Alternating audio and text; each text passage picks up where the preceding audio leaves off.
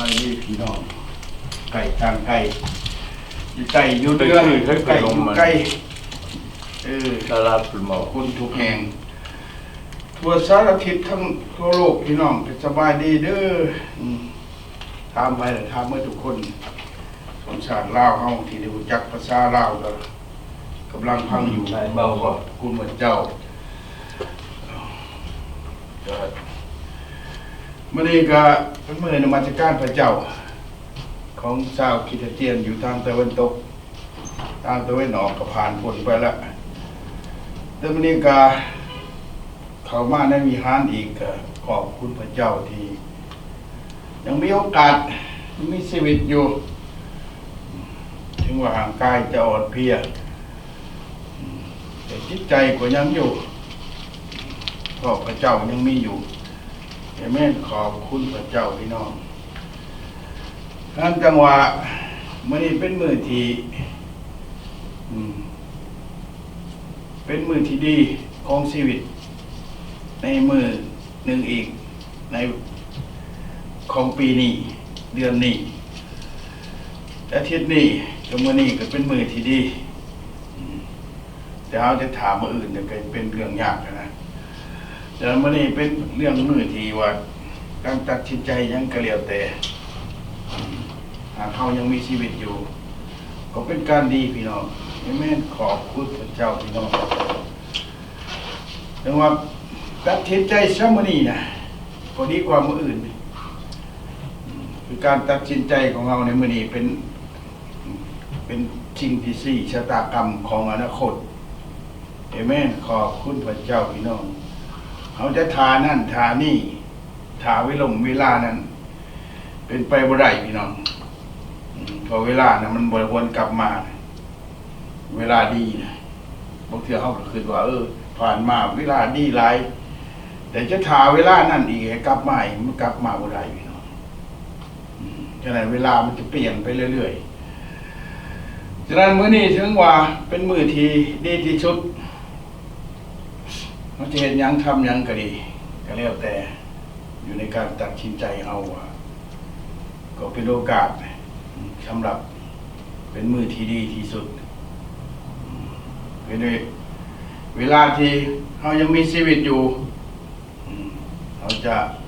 รอถาสิ่งที่ตาเราบ่เห็นนะหลายคนก็รอไปนั่นถามมื้อนั้นถามมื้อนี้เอเมนขอบคุณพระเจ้าถึงว่าพวกเขาในนามของพระเจ้านามขององค์พระเยซูคริสต์ผู้ที่เชื่อเพราะว่าเรียกกันในเรื่องความเชื่อเขาในเป็นว่าเรื่องศาสนาเป็นเรื่องหนึ่งแต่เรื่องความเชื่อของเจ้าคริสเตียนในโมเมนต์เรื่องของศาสนาพี่น้องเป็นเรื่องของพระเจ้าเรื่องความเชื่อของพระเจ้าพระเจ้ามีจริงพระเจ้ามีตลอดไปอยู่กับเฮาตลอดเวลาพี่น้องพี่แม่นขอบคุณพระเจ้าฉะนั้นการตัดสินใจของเฮาในวันนี้นะมันเป็นการสี่ชะตากรรมของอนาคตเอเมนขอบคุณพระเจ้าพี่น้องเอเมนดังนั้นว่าเมื่อดังจังหวัดในพระคัมภีร์ได้กล่าวถึงชีวิตของผู้ที่อยู่ในพระคัมภีร์คืออับราฮัมนะพี่น้องพระเจ้าได้บอกอับราฮัมว่าให้ออกจากถิ่นฐานบ้านเกิดของเจ้าออกจากญาติพี่น้องของเจ้าไปอยู่ประเทศที่ค่อยได้บอกเจ้าเอเมนให้เจ้าไปเอเมนขอบคุณพระเจ้าฉะนั้นอับราฮัมจึงกลายไปเป็นผู้ที่ติดตามเสือพังพระเจ้าและกลายไปเป็นผู้ที่ได้รับมรดกเป็นบิดาแห่งความเสือของชาวคริสเตียนทั้งหลายที่อยู่ในบนโลกนี้เอเมนขอบคุณถึงเวลามันผ่านไปถึง 6,000 ปีแล้วหรือเท่าไรปีก็บ่ฮู้ว่าการกำหนดของปีเหล่านั้นบ่ได้บอกแต่มีแต่ประวัติศาสตร์ที่ในพระคัมภีร์ได้กล่าวถึงแล้วนั้นเอเมนขอบคุณพระเจ้าเป็นตัวอย่าง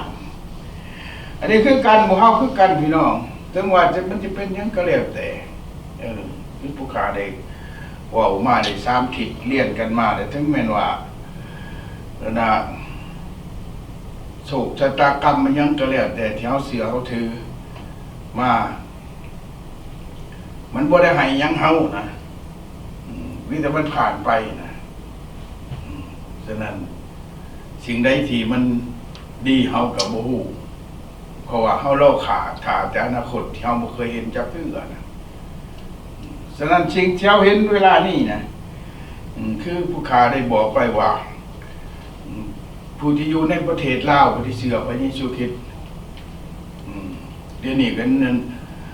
ก็มีจำนวนหน่อยคนนะที่บ่ได้ปักตาเบิ่งเหตุการณ์ต่างๆแต่ว่าก้มหน้าก้มตาเชื่อพระเยซูคริสต์ขอบคุณพระเจ้าพี่น้องถ้าพี่น้องมีใจเชื่อตั้งมั่น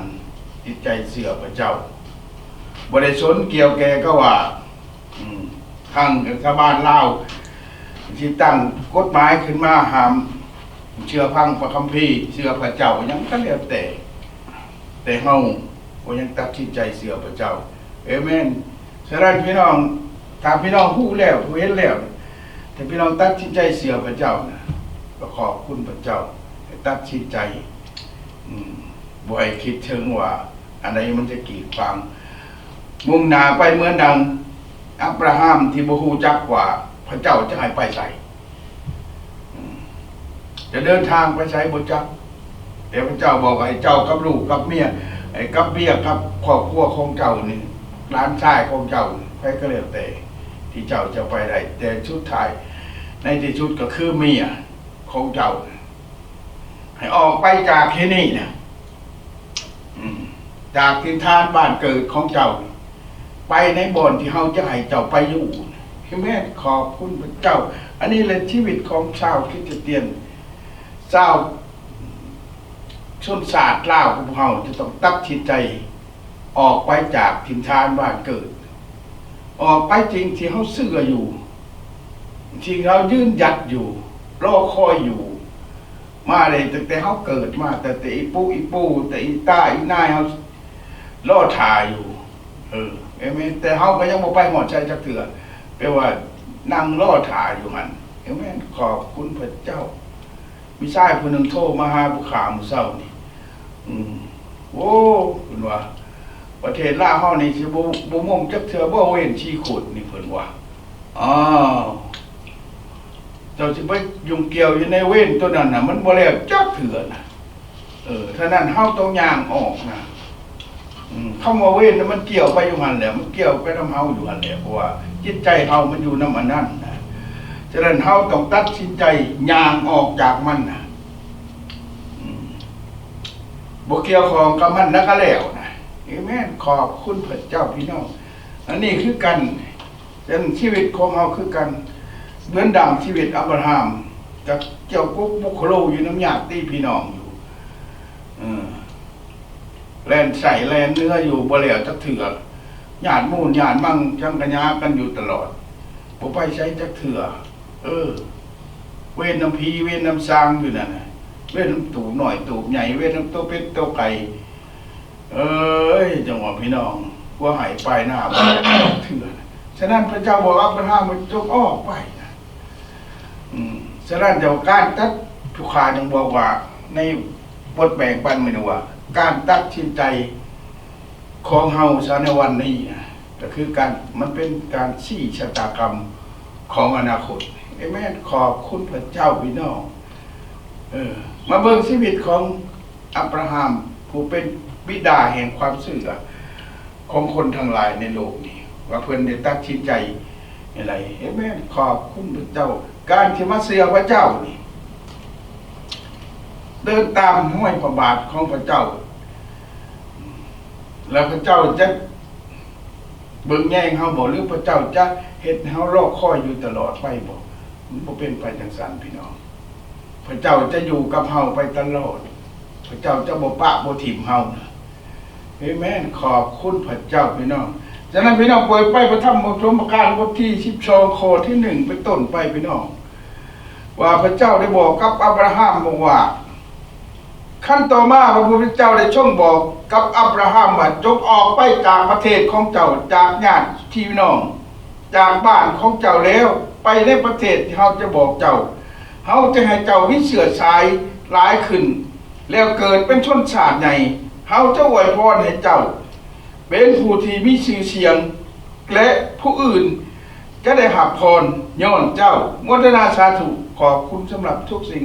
สรรเสริญพระเจ้าขอบคุณสำหรับเช้าวันนี้ขอบคุณสำหรับพระวจนะของพระเจ้าที่พระเจ้าได้ชี้บอกชีวิตช่องทางการดำเนินชีวิตในการเชื่อพระเจ้าขอบคุณสำหรับพระเจ้าจะชมพระชนอยู่ยังอยู่กับหมู่เขาหน่อยทุกวันยังให้หมู่เขาหน่อยมีโอกาสได้นำมาจากการพระเจ้าจะมีพระวิหารที่ผมทรงประทานให้แห่งนี้ได้นมัสการพระเจ้าขอบคุณพระเจ้าขอให้พระวจนะของพระเจ้าจงเกิดดอกออกผล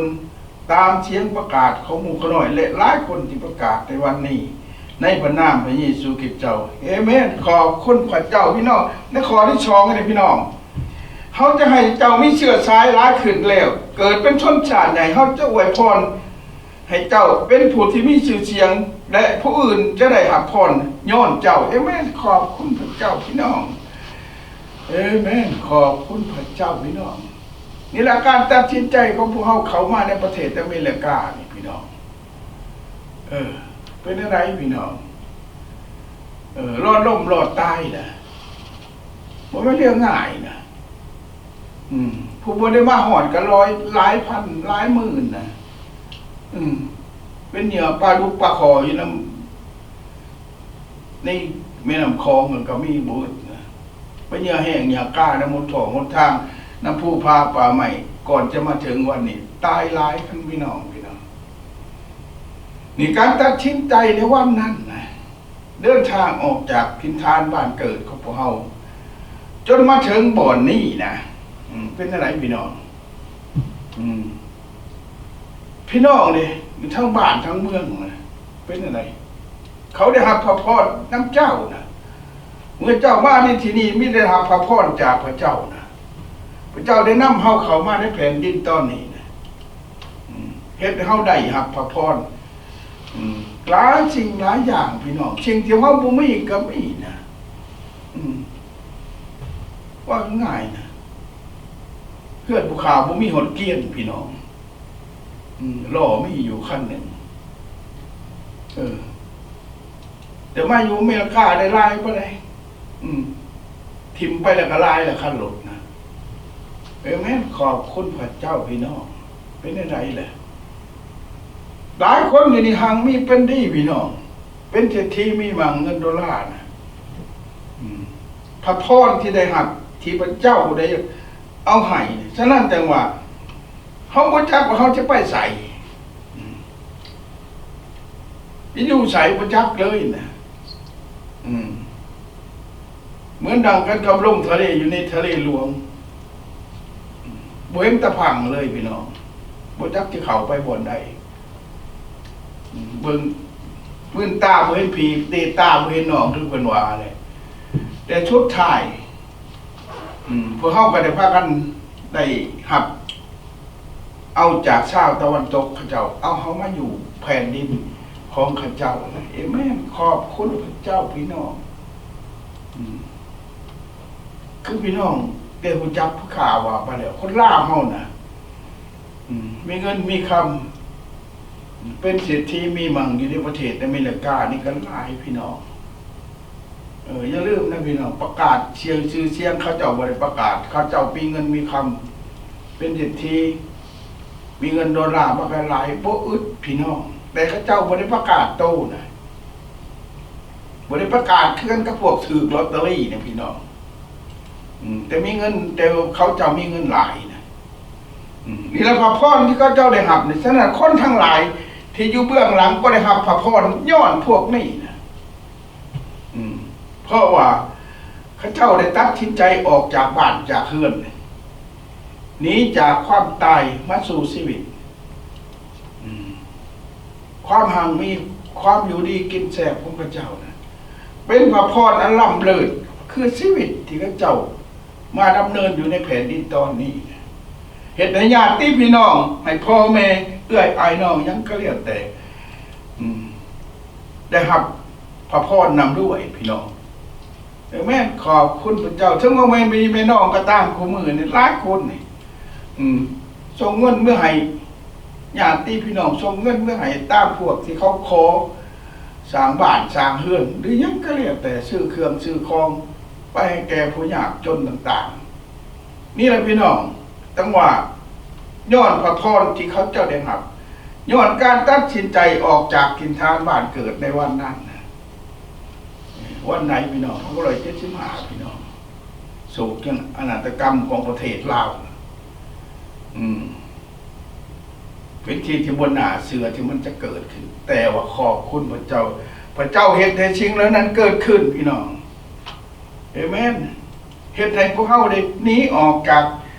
ถิ่นฐานบ้านเกิดหนีจากสิ่งที่เฮามั่วเมาอยู่ให้ได้มาหักพระพรอันเหมือนกันกับว่าพระเจ้าได้บอกกับบอกว่าจงออกไปจากประเทศของเจ้าจากญาติพี่น้องและจากบ้านของเจ้าแล้วไปในประเทศที่เขาจะบอกเจ้าเอเมนขอบคุณพระเจ้าพี่น้องแล้วญาติพี่น้องอะไรจังหลายอย่างเหมือนกันกับพวกเฮามาอยู่ที่นี่ถึงเป็นพวกเฮามาอยู่ในประเทศอันนี้แล้วก็ยังอยู่ยังบ่ได้หนีจากประเทศตัวเองอยู่เก่าความหมายนะยังมั่วเมาอยู่ในสารพัดสิ่งผูกมัดอยู่กับความเก่าๆคือหลังอันที่หลังบ่เจริญนะบ่ก้าวหน้าพี่น้องยังอยู่ในป่าในดงยังมืดอยู่พี่น้องยังบ่ได้เห็นแสงสว่างยังบ่ได้เห็นแสงสว่างของพระเจ้าฉะนั้นถึงว่าพระเจ้านี่เป็นแสงสว่างพี่น้องเอเมนขอบคุณพระเจ้าพี่น้องเรายังบ่ได้รู้จักกับพระเจ้ามาพูดได้ยินข่าวแต่ยังบ่ได้เห็นความจริงยังบ่ได้ตัดสินใจออกจากสิ่งที่ครอบงำชีวิตของพวกเราผ่านมาจนถึงวันนี้นี่พี่น้องเอเมนขอบคุณพระเจ้าถึงเวลาเฮาเองจิตใจนะความคิดนะอยากให้เป็นอิสระมีอิสระภาพแต่เฮายังบ่ได้หนีจากสิ่งที่ครอบงำเฮาอยู่ฉะนั้นเฮาก็ยังตกอยู่ในความมืดเอเมนขอบคุณพระเจ้าฉะนั้นต้องว่าคนที่อยู่ในประเทศลาวขอบคุณพระเจ้าพี่น้องที่เชื่อพระเยซูคริสต์พี่น้องแต่ว่าเหตุการณ์ที่เกิดขึ้นทุกวันนี้ก็ยิ่งหนักหนาสาหัสพี่น้องเพราะประเทศชาติของพวกเฮานะได้ถือรัฐบาลได้ประกาศห้ามบ่ให้เชื่อพระคัมภีร์พี่น้องเอเมนขอบคุณเป็นหลักเป็นการเป็นเกณฑ์แล้วเอเมนขอบคุณพระเจ้า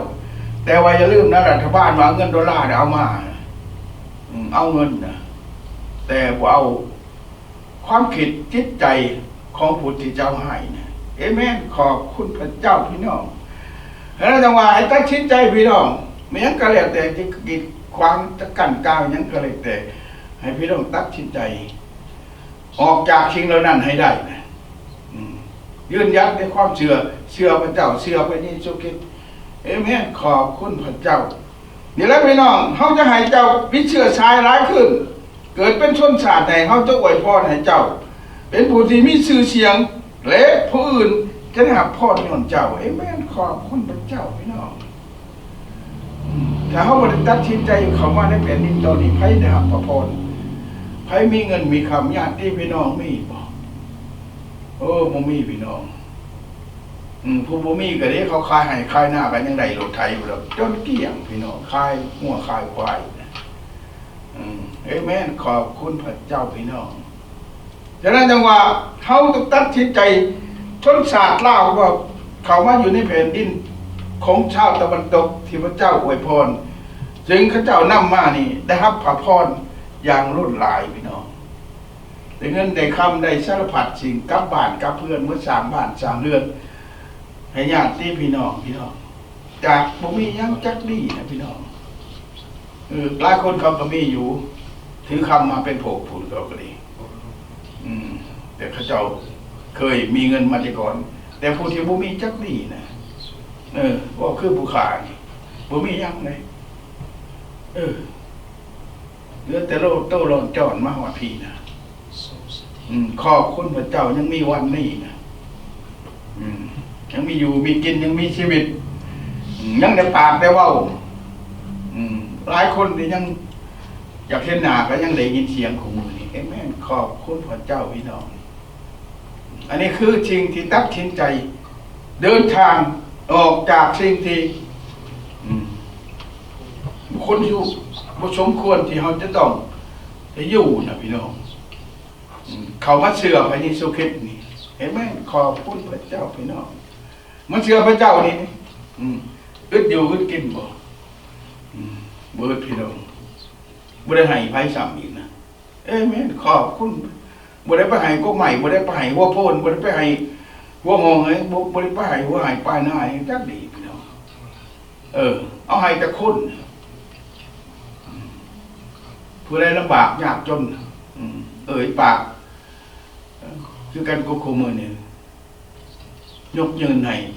ผู้เล็กๆน้อยนี่คือพระพรที่เฮาได้ครับแม่นขอบคุณพระเจ้าเฮาบ่ได้ไปให้หัวโพนบ่ได้ไปให้หัวให้ไปแล้วบ่ให้ไปให้ต้นไม้บ่ให้ไปให้แม่น้ำลำธารหยังนั้นให้คนพี่น้องนี่แหละจังหวัดพระพรที่เฮาได้รับทุกคนกับผู้อื่นเขาได้รับพระพรนำพี่น้องแม่นขอบคุณพระเจ้าตะกี้บ่มีใครอยากมาประเทศอเมริกาดอกในเมื่อคนลาวเข้ามาอยู่ลายแล้วคู่มือเนี่ยหมามันก็อยากมานะพี่น้องมาแต่ประเทศลาวจะมาอยู่พี่นะทั้งจะด่าอเมริกาคู่มือแต่ว่าจิตใจนะโอ้ยจะห่อผ้าห่อมอนมานอนอยู่กองควรเขากับป่านนั้นนะพี่น้องแม่นขอบคุณพระเจ้าพี่น้องอันนี้ว่าเลือกเชื่อคนนี้ว่าเลยบ่ได้เลือกเชื่อจักพี่ต้องเชื่อพี่น้องความจริงเป็นในนั้นนะบ่มีไผดอกพี่น้องมาแล้วบ่อยากเมื่อซ้ำขอพาสปอร์ตทั้งสองรุ่นมาเนี่ยว่าสิเมื่อ3 ปีว่าสิเมื่อ45 มื้อป้านนี้ยังบ่เมื่อป้านนี้เป็นอะไรพี่น้องมาเลยบ่ถือต้องทุกคนไม้ก็ซบหัวนอนไปตามใจก็แล้วแต่นะขอเพียงจะได้อยู่นี่พี่น้องแม่นขอบคุณพระเจ้านี่ถามเขาแหน่พวกมาบ่อยากเมื่อดอกบ่อยากเมื่อนะขอบคุณพระเจ้าขอบใจรัฐบาลลาวที่เอาชาวลาวที่มาอยู่ในต่างประเทศในกลับบ้าน3 ชาประเทศชาติบ้านเมืองแต่น่าเสียใจท่านเขาเจ้าบ่อยากเมื่อนะพี่น้องที่มาอยู่พี่บ่อยากเมื่อใดแม่น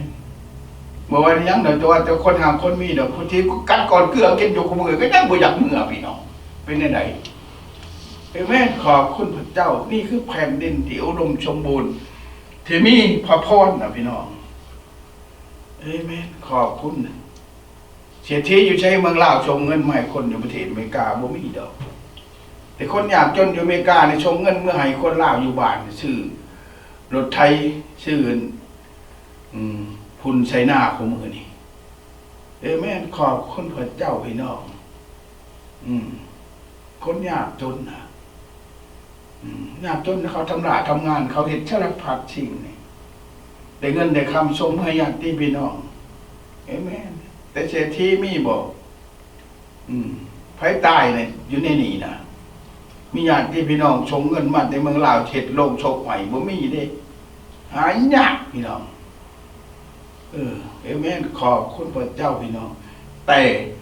คนที่ลำบากนะชอบเวียกงานทำนะผู้เฒ่าได้เงิน1,000ชงหา700ชงเมื่อให้คนอยู่เมืองลาวเขาบื้อเนี่ยพี่น้องแม่นขอบคุณเจ้าเขาเจ้าได้เงินเดือนนี่นี่แหละพี่น้องพระเจ้าจึงว่าเป็นผู้ที่มีชื่อเสียงและผู้อื่นจะได้รับพระพรย้อนเจ้าได้เห็นขอบคุณพระเจ้าถึงว่าหลายคนญาติพี่น้องได้รับพระพรได้รับเงินดอลลาร์สิ่งของหลายอย่างย้อนคนที่ตัดสินใจในวันนั้นมาถึงวันนี้แม่นขอบคุณพระเจ้าดังนั้นพี่น้องจงว่าพระเจ้าจะบ่ปะบ่ทิ่มเฮา ผู้ที่ยืนอยู่ในความเสื่อในความหักที่มาจากพระเจ้านั้นพระเจ้าจะบุกปะบ่ทิ้งนะพี่น้องเรื่องแต่ว่าในข้อที่3ของท่านได้ว่าถึงนะพอพระเจ้าจะอวยพรคนที่อวยพรเจ้านะมันก็แล้วแต่เขาจะสาบแช่งแต่เขาจะสาบแช่งคนที่สาบแช่งเจ้าทุกชนชาติในโลกจะขอให้เขาอวยพรพวกเขาเหมือนดังเช้าเดี๋ยวอวยพรพวกเจ้าแม่ขอบคุณพระเจ้าโอ้ยคอยอยากจะไปคือเจ้าดิเพราะว่าคือสิมีอยู่มีกินคือพวกเจ้าเลยก็ได้นี่แหละพี่น้องมันโอยอยู่จังที่นะพี่น้องคนวันทุกวันนี้ฉะนั้นจังหวะเขาจะอวยพรคนที่อวยพรเจ้าฉะนั้นจังหวะถ้าอับราฮัมจะบ่ตัดสินใจออกจากตามคำบอกของพระเจ้านะพระเจ้าบ่อวยพรเรานะเอเมนขอบคุณพระเจ้าพี่น้องฉะนั้นพระเจ้าจะบ่ปะบ่ทิ่มผู้ที่ตัดสินใจเชื่อพระเจ้าเดินตามพระเจ้าพี่น้อง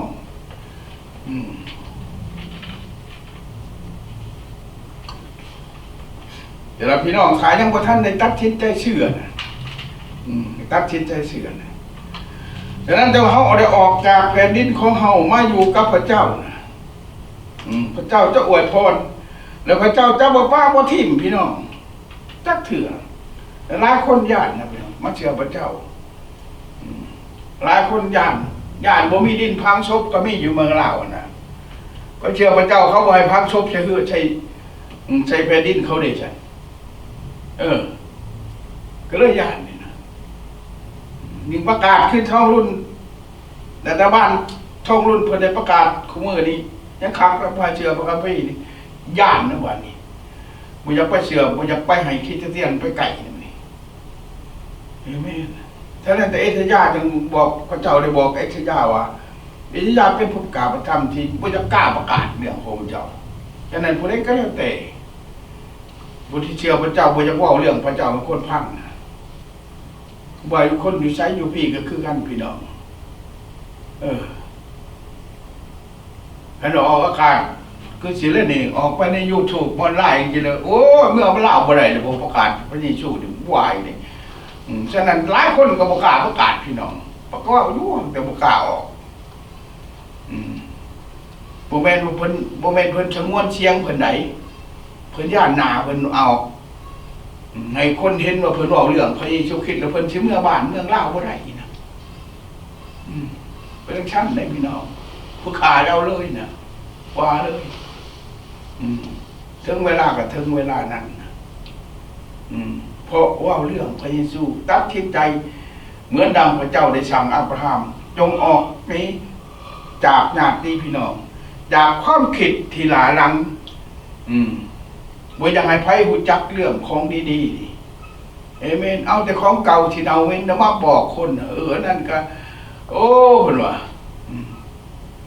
อยู่ตลอดนะจริงที่บ่สมควรก็มาอ้างกันทุกมื้อนี้เอเมนขอบคุณพระเจ้านะโดยเฉพาะคนลาวเฮาทุกมื้อนี่พากินของทานเอเมนขอบคุณพระเจ้าพี่น้อง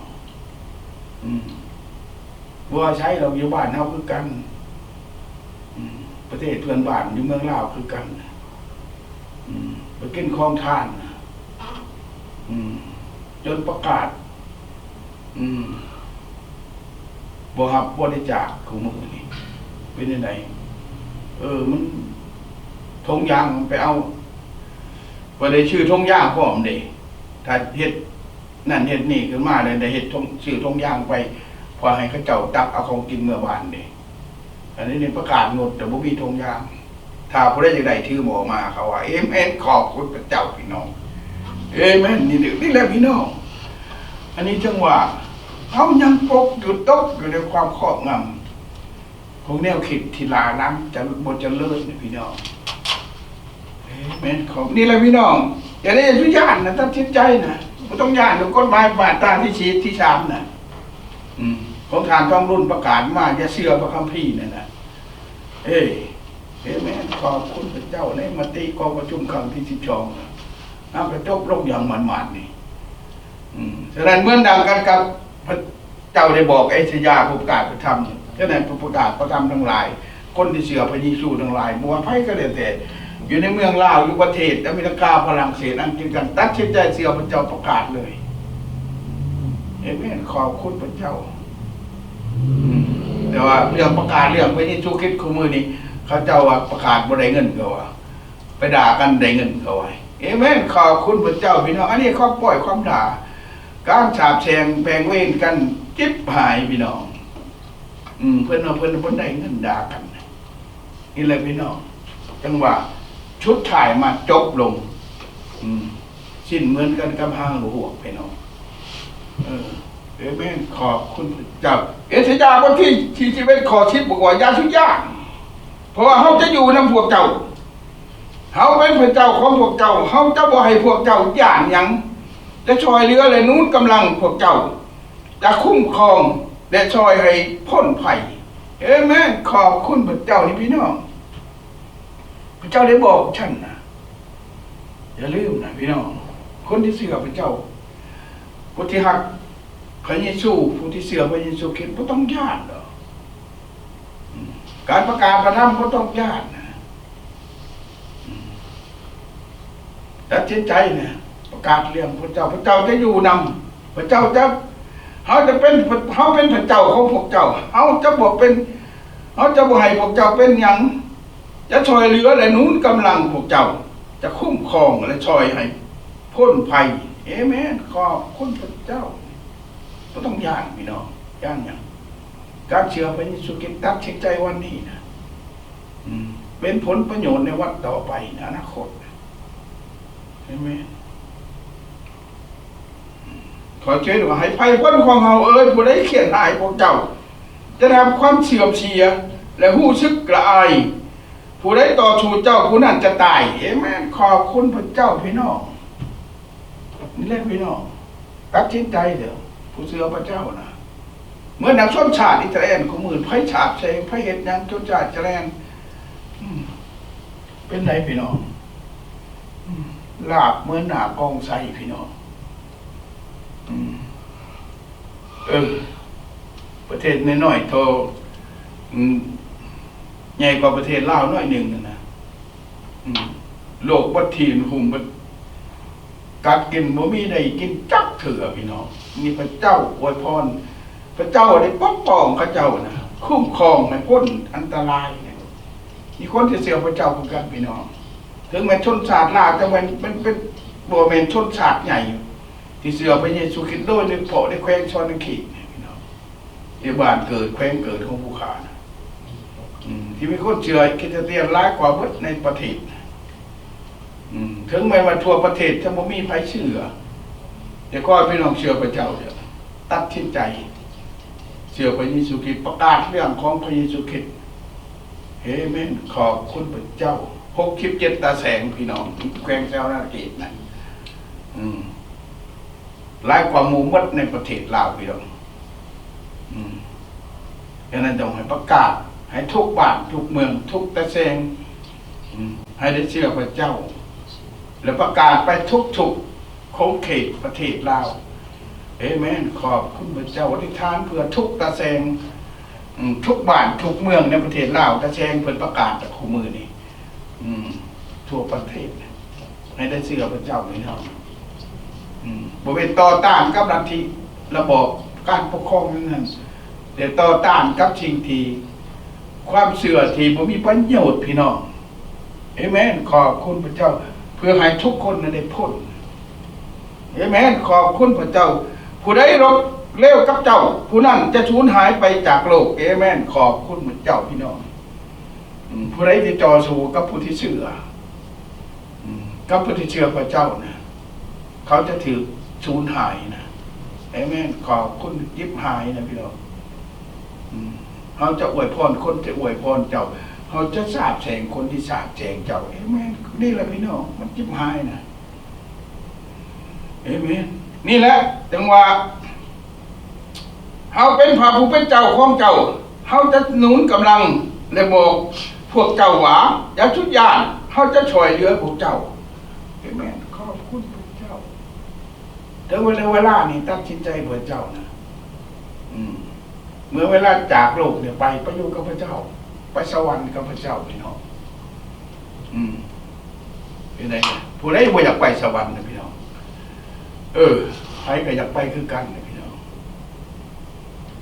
ตายไปแล้วไปขึ้นสวรรค์เด้อบ่ไปอยู่บ่ดีถึงสุขบ่ใดบ่ดีถึงสุขคันว่าเรื่องความผิดชอบกับบ่ถึงสุขกับบ่เผาเลยมันดีเลยไปอันนั้นเลยบ่เน่าบ่เปื่อยเลยแต่จิตวิญญาณของเจ้าจะไปอยู่ไส้อีกถึงมาอยู่ในถ้ำเมื่อหลงแจ้งแต่ยังพันมาจากยังบ่มีผ้าห่มเสื้อหนุ่งอยู่มันหนาวหัวแม่นขอบคุณพระเจ้าพี่น้องจิตวิญญาณมันเป็นอันสั้นพี่น้องดังนั้นจังว่าพระเจ้าได้บอกว่าพระผู้เป็นเจ้าทรงกล่าวว่าบอกกับอิสราชาวอิสราเอลสมัยนั้นเจ้ายังเป็นผู้น้อยแล้วอ่อนแอแต่อย่าชุดย่านเพราะเฮาจะช่วยเจ้าแม่นเฮาคือพระเจ้าองค์บริสุทธิ์ของชาวอิสราเอลเฮาเป็นผู้ช่วยไถ่เอาพวกเจ้าให้พ้นภัยแม่นขอบคุณพระเจ้าเหมือนดังที่พระเจ้าได้ช่วยไถ่เฮาพวกเฮาพ้นจากอันตรายพ้นจากชีวิตที่มาอยู่ในศูนย์อพยพในประเทศไทยนะไม่ได้มาอยู่ในประเทศที่3นี่มีอยู่มีกินมีสารพัดสิ่งที่เราบ่สมควรมีนะแม่นขอบคุณพี่น้องญาติยังไงตัดสินใจเชื่อพระเจ้าญาติยังไงนุสาลาวนะละอายวะเชื่อพระเยซูละอายวะแม่นขอบคุณพระเจ้าญาติเสียยังไงเจ้ามีทุกอย่างนะเขามีทุกอย่างพระเจ้าประทานให้แล้วพระเจ้าย่านเสียยังได้ยังอีกเหลือทิ้งเดียวที่พวกเจ้าสิบ่ได้ทางพวกเจ้าบ่เชื่อคือตายจากโลกนี้ไปนี่บ่ต้องพันบ่ต้องเว้าถึงว่าสวรรค์นะพี่น้องถ้าบ่เชื่อพระเยซูบ่ต้องบอกดอกไปในนึงงานเพโรโฮมในงานปงชมบอกว่าไปสวรรค์เด้อไปสวรรค์เด้อบ่ได้ไปนะฉะนั้นแต่วันนี้นะนับมันแต่วันนี้ผู้ค้าบอกว่าให้มาเชื่อพระเยซูคริสต์ผู้ค้าจะบ่ไปบอกอยู่ในเพโรโฮมในไสก็แล้วแต่ในงานพันศพปงศพยังก็แล้วบ่จะบอกว่าเจ้าไปขึ้นสวรรค์คือจังซี่คบค้าบ่บอกเจ้าบ่ได้ยิน เสียงที่ออกจากปากผู้ค้าเด็ดขาดทางเจ้าบ่เชื่อพระเยซูคริสต์แต่เวลานี้นะห้องบอกในพระนามของพระเยซูคริสต์บอกให้กลับใจเชื่อพระเจ้าเชื่อพระเยซูคริสต์จะพ้นแต่เจ้าตัดสินใจซะวันนี้นะให้มันจะเป็นประโยชน์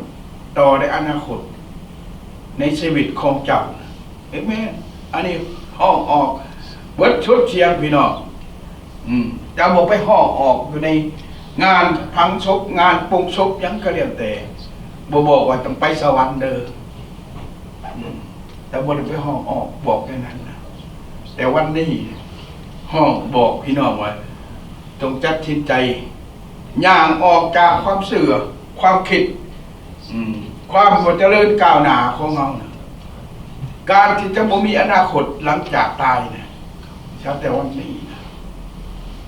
เรียกพี่น้องมีความละอายว่ะหากพี่น้องละอายเชื่อพระเยซูมื้อนี้นะ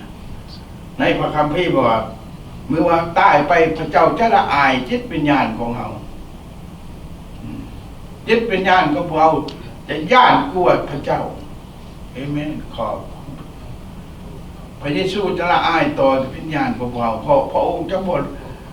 หับเอาเพราะเฮาบ่ได้เชื่อเอเมนขอบคุณพระเจ้าพี่น้องเขาจะเห็นให้เจ้าขอที่15เป็นเหมือนเครื่องไขขาดที่ยังใหม่และแหลมคมเอเมนและจะฉับแต่ทำลายผู้ทั้งหลายผู้น้อยทั้งหลายจะถือบทขยี้ให้เป็นผุ่น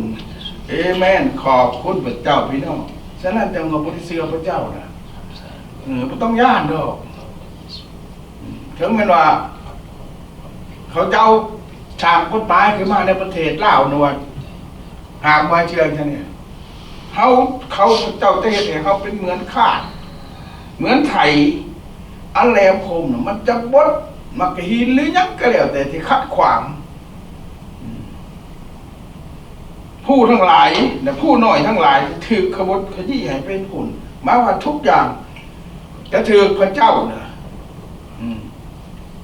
บทให้เป็นผลเอเมนของมันจะกอดขีนยังก็แล้วแต่กฎหมายยังก็แล้วแต่ฮีดข้องประเพณียังก็แล้วแต่จะคัดความเชื่อตัวนี้นะเป็นพีเป็นจางเป็นยังก็แล้วจะถือบทคดีบทเขามาจะเป็นผลนะพี่น้องตัดสินใจเถื่อพระเยซูคริสต์เอเมนขอบคุณพระเจ้าอันนี้พระเจ้าได้บอกไว้ให้กับผู้ประกาศพระธรรมเนี่ยต้องเชื่อเอเมนขอบคุณพระเจ้าเมื่อใดเฮาบ่ตัดสินใจยังคือว่าญาติบ่จักเถื่อองค์พระเยซูคริสต์ก็ยังได้ประกาศพี่น้องเฮาจำบ่ปะเจ้าจักเถื่อนะเอเมนขอบคุณพระเจ้าพี่น้องพระเยซูบอกในพระธรรมโยฮันบทที่14ข้อที่18พี่น้องไหนพระเยซูบอกว่าเฮาจะบ่ปะบ่ทิ่มเจ้าจักเถื่อเอเมนเฮาจะบ่ปะทิ่มทานทั้งหลายไว้ให้เป็นกำพร้าเฮาจะมาหาผัวตายเอเมนขอบคุณพระเจ้าพี่น้องนี่แหละพี่น้องถ้าเป็นต้องคืนกับพระเยซูอยู่ห่างอยู่ไกลนะพระเยซูอยู่กับเฮาทุกวันนะพระเยซูจะมาหาพวกเฮาตลอดถ้าจะตัดสินใจเสือพระเจ้านะเอเมนขอบคุณพระเจ้าพี่น้องบ่มีทางอื่นนะที่จะเห็นให้เฮารอดในข้อที่6เขาเป็นพระเยซูคริสต์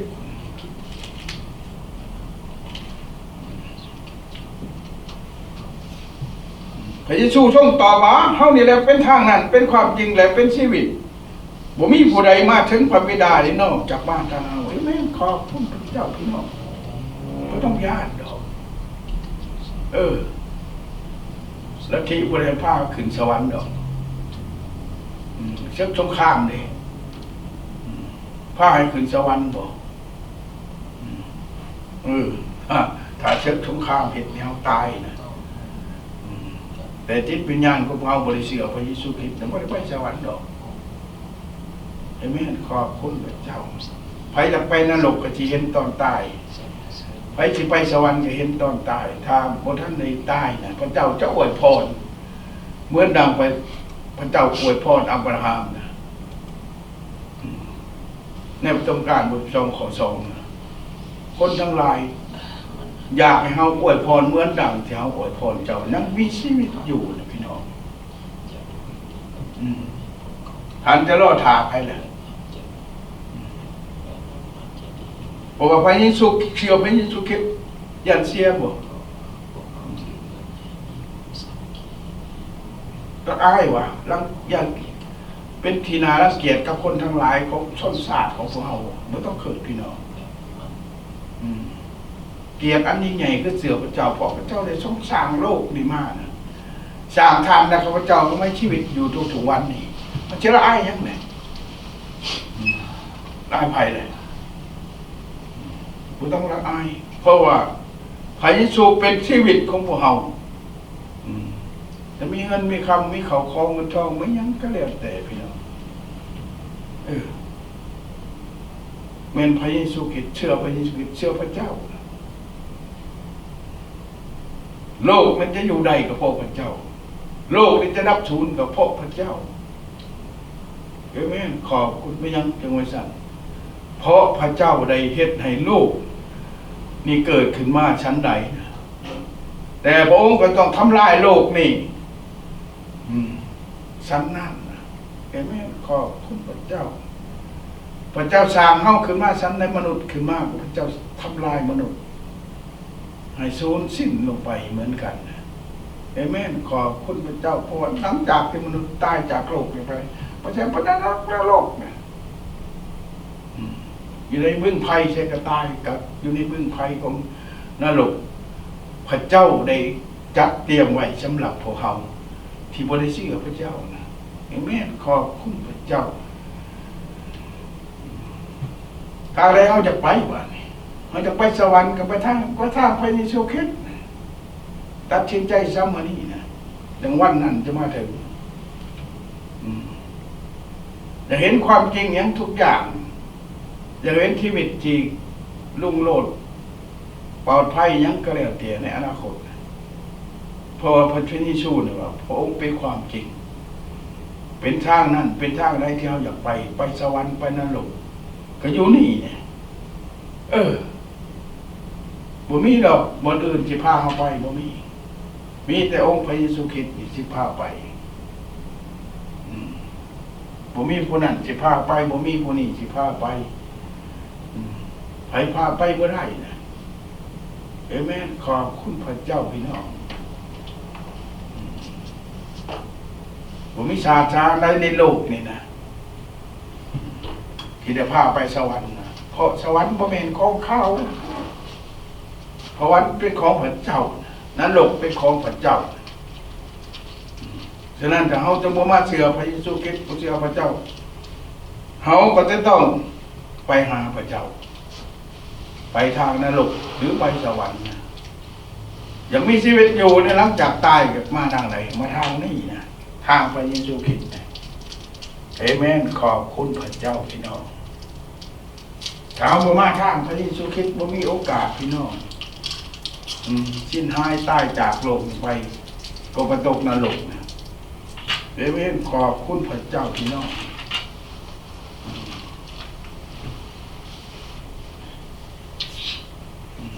ฉะนั้นจังหวะในก่อนเขาจะจากโลกนี้ไป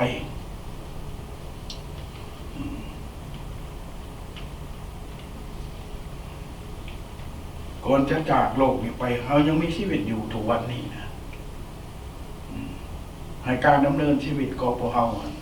เป็นอะไรเชื่อพระเจ้านะถ้าบ่เชื่อพระเจ้าไปใส่ตกนรกเป็นเฮบรูบทที่13ข้อที่5นะพี่น้องแต่ว่าเฮ็ดได้จังว่าให้เป็นที่ชอบพระทัยของพระเจ้าเฮ็ดให้พระเจ้าพ่อพระทัยต่อชีวิตของพวกเรานะอาจจะห่างจะมีเงินมีทองหยังก็แล้วแต่ไม่ดอกพี่น้องคนเงินเป็นกระบุงไปไปให้ผู้นั้นไปให้ผู้นี้นะแต่เฮาบ่เชื่อพระเจ้าไปอวดไปอ้างมึงมีเงินอยู่ธนาคารบ่ก็ได้นะบ่เป็นที่พ่อพระทัยพระเจ้าหรอกถ้าจะมอบเงินให้เขามอบผู้นั้นมอบผู้นี้แต่เจ้าบ่มอบชีวิตของเจ้าให้องค์พระเยซูคริสต์เป็นไปบ่ได้พี่น้องฉะนั้นจังหวะการตัดสินใจของเฮามื้อนี้นะเป็นโอกาสที่เฮ็ดให้ชีวิตของเขาในมื้อหน้านะปลอดภัยพี่น้องเอเมนขอบคุณพระเจ้าฉะนั้นจังหวะในทำเฮบรูบทที่13ข้อที่5บอกว่าจงให้การดำเนินชีวิตของท่านเว้นจากการหักเงินหักคำจงพอใจในสิ่งที่ตนมีเพราะว่าพระเจ้าเองทรงกล่าวว่าเขาจะบ่ปะเจ้าหรือถิบเจ้าเจ็ดจักเถื่อเอเมนขอบคุณพระเจ้าผู้ที่เชื่อพระเจ้าเนี่ยพี่น้องเอเมนขอบคุณพระเจ้าพระเจ้าจะบ่ปะบ่ถิบเฮาจักเถื่อเขาหักสมบัติหักเงินหักคำหักสารพัดสิ่งก็ย่านเด้เป็นยังจังหวัดสั่นเกิดมาโบสถ์พยานเชี่ยงเงินเกิดมาโบสถ์บ่ได้ไปเหตุการณ์วันทิศเห็นบาปเพิ่นว่าผิดกับพระเยซูคริสต์เอาอีกแล้วบ่ว่าจังหวัดพี่น้องตัดสินใจนะแต่บ่ได้เงินหลายน่ะการหักเงินหักคำน่ะหักชีวิตของตัวเองน่ะเฮาบ่หักของชีวิตเฮาน่ะแต่หักชิ้นหักเงินหักคำหักหลายสิ่งหลายอย่างเหนือกว่าเฮาน่ะเป็นจังได๋พี่น้องบ่ได้อยู่ได้นอนบ่ได้กินได้สิ่งเคยกินก็บ่กินยามที่นอนก็บ่ได้นอนน่ะแต่ยามมาโบสถ์วันอาทิตย์ไปอยากนอนนะว่า โอ้ยไปบ่ได้ได้หิวนอนบ่ได้ไปกลางได้คืนนี้เอเมนขอบคุณพระเจ้าพี่น้องหักสิ่งของหักเงินหักคำร้ายกว่าเอเมนขอบคุณพระเจ้าฉะนั้นเราตัดสินใจจิตตรงดำเนินชีวิตของฐาน ให้เว้นจากการหักเงินครับจงพอใจในสิ่งที่ตนไม่นะมีสามียังบ่พออยู่ยังได้ร่วมยังได้ลายไปอีกนี่เป็นไปหลายคนฉะนั้นผู้ที่เชื่อพระเจ้าบ่มีบ่เขาบ่มีกินบ่ประเทศชาติของอเมริกาคือพระเยซูคริสต์หังไม่จนเขาเป็นเหมือนกันกับต้นผักกาดแต่ว่านกได้อาศัยเขานะพี่น้องได้ยินคำว่าต้นผักกาดไม้เข้ามาน้อยใจว่าผักกาดนกได้ยินหั่งใจใดเอเมนขอบคุณพระเจ้าคือคำปล่อยด่าของคนทั้งโลกโดยเฉพาะประเทศลาวเฮาปากเล็กน้อยคือกันปากม้าคือกันปากนกปากไก่ด่าอเมริกาหัวโจกอยู่เหมือนกันกับเบิ่งชีวิตของพระเจ้าแบบว่าต่ำเหมือนกันกับพระเยซูได้ชมเทียบเหมือนต้นผักกาดต้นหนึ่งที่นกได้อาศัยเห็ดทางใส่เอเมนขอบคุณอันนี้คือชีวิตของประเทศอเมริกาของชนชาตินี่ที่คนทั้งโลกเบิ่งต่ำเบิ่งว่าเขานี่คือกันกับของเขเหนือในชายตาพระเจ้าแต่คนทั้งโลกได้อาศัยเขานะใส่อยู่ใส่กินใส่เงินใส่ทองของเขาเจ้าใส่สารพัดสิ่งพี่น้องเอเมนเขาบ่ทะเยอทะยานพี่น้องสมชาติเนี่ยบ่ทะเยอทะยานเห็นเจ้าใดก็ดีใจนำดูเหมือนกันกับสมชาติว่าเห็นเท่าใดอิจฉากันแต่เพิ่นเดียวเป็นคนยากจนก็เห็นบอกคนลาวทึกกันอยู่กับมือนี่เห็นเขาสิตายทั้งนี้เลยบริจาคเงินเข้าไปผู้หับเงินผู้ชงบ่เสียพิษกันก็ถึงพี่น้องย้อนหยังย้อนเฮาบ่พอใจในสิ่งที่เขามีนะส้นสารนี่เขาภูมิใจในสิ่งที่เขามีนะเอเมนขอบคุณพระเจ้าอยู่ใช้บนไหนก็แล้วแต่เขาพอใจในสิ่งที่เขามีนะเอเมนขอบคุณพระเจ้าเขาให้เอาในทุกสิ่งให้เงินให้ทองให้ที่อยู่อาศัยให้เช็ดที่ปากเว้ากับเฮาเมื่อเวลาเฮามาถึงแผ่นดินของพระเจ้าเอเมนดังนั้นเฮาภูมิใจในสิ่งที่เฮามีกูมื้อนี้ตัดสินใจเชื่อพระเจ้านะเชื่อพระเจ้าพระเจ้าเองทรงรู้แล้วว่าเฮาจะบ่ปะเจ้าจักเทื่อพระเจ้าบอกเฮาจะบ่ปะผู้ที่เชื่อพระเจ้าที่รักพระเจ้า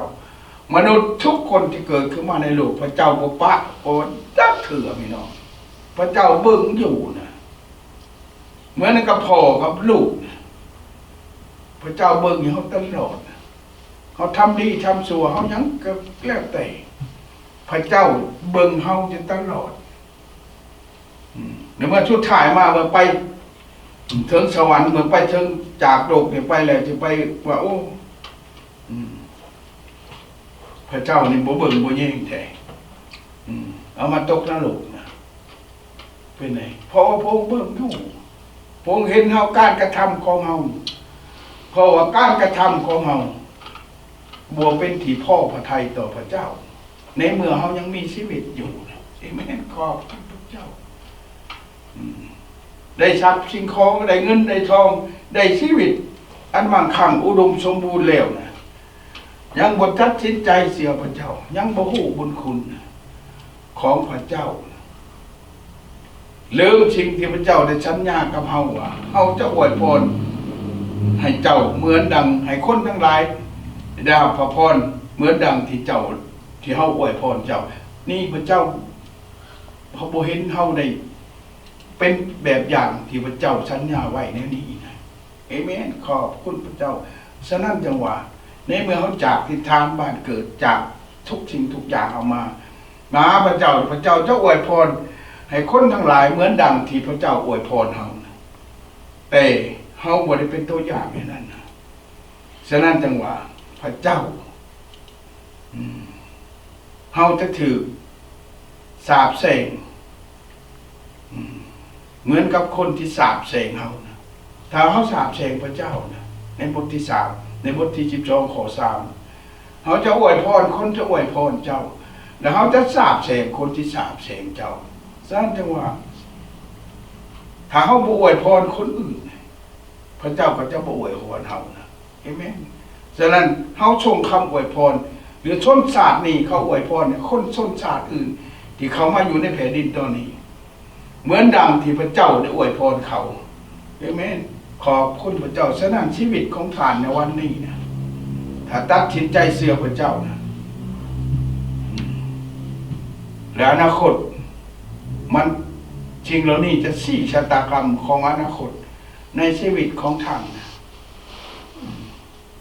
คือเส้นทางที่ท่านคิดไว้อยากไปสวรรค์นะเชิญถึงพี่น้องเชื่อพระเจ้านะเดชหูนาตาไปห่วยเถอะอย่าลืมคำบอกของพระเจ้านะพระเจ้าไม่จริงนะหลายคนพี่น้อง